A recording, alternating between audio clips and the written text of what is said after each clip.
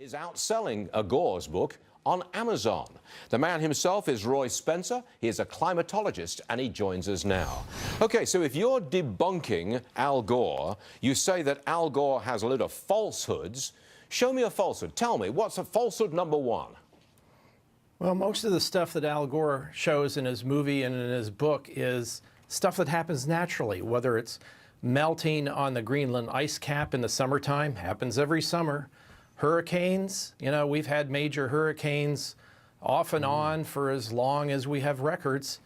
Some years are quiet, some years are active.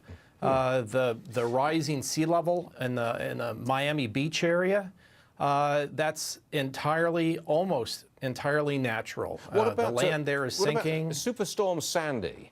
I think Al Gore said that the damage was partly the result of rising sea levels. You going to debunk that? Yes, actually. In his first movie, An Inconvenient Truth, he predicted that southern Manhattan was going to flood. In the latest movie, he says his prediction came true because the 9/11 memorial flooded, which is what he said could happen in the future. Well, that memorial flooding wasn't because of sea level rise. It was because of storm surge from Sandy. That kind of thing can happen with or without sea level rise. Okay. There's a lot of commentary that this extreme weather, whether it's Harvey or Irma, is the result of climate change. What's your response to that? Well, we have a lot of data about storm strength for the last however many decades, and there is no good evidence that storms have been getting stronger. I mean, that may not sound right to you if you happen to be hit by Harvey or by Irma, that's probably going to hit Miami. But, you know, remember, we went 12 years without a major hurricane strike in the U.S. Some years we get multiple hurricane strikes. This has been going on for as long as we know. Biggest hurricane strike ever in the U.S. was way back in 1935. Do you believe that the temperature of the Earth, that there is warming because of the activity of humans? Yes, I do. We are warmer than we've been probably in a few centuries.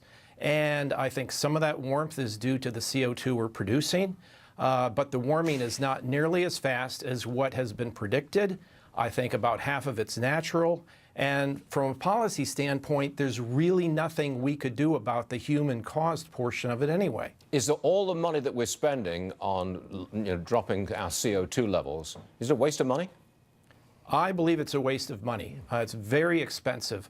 All of the subsidies that have to be provided by the federal government, state governments, to prop up solar and wind. Someday, I hope that those technologies will be cost competitive, but for the time being, I think it's money being thrown away that could be better used on things like health care or whatever else, because poverty kills. Are you being attacked because of the position you're taking? You're a climatologist.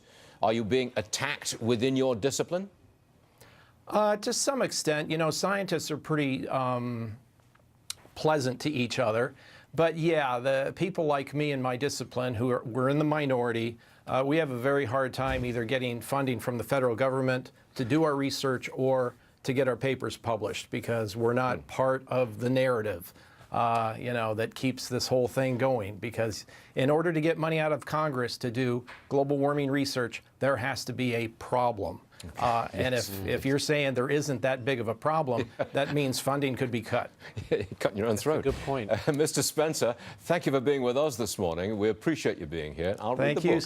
Thank you, Stuart. Yes, sir. President Trump making a deal.